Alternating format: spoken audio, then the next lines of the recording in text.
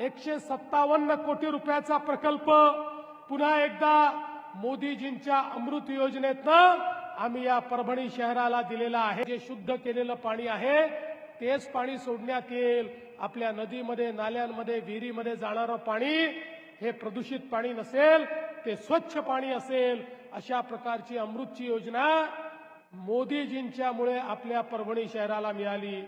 एवढंच नाही तर पाणी पुरवठ्याचा 157 कोटी रुपयाचा प्रकल्प पुन्हा एकदा मोदीजींच्या अमृत योजनेतनं आम्ही या परभणी शहराला दिलेला आहे।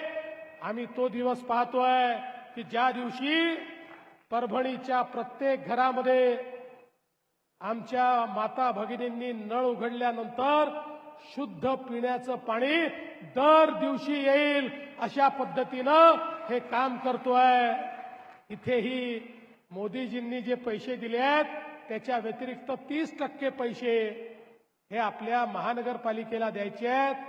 तेही पैसे महानगरपालिकेकडे नाहीत, तेही राज्य सरकार या ठिकाणी देईल, हे सांगण्याचा माझा प्रयत्न आहे। एवढंच नाही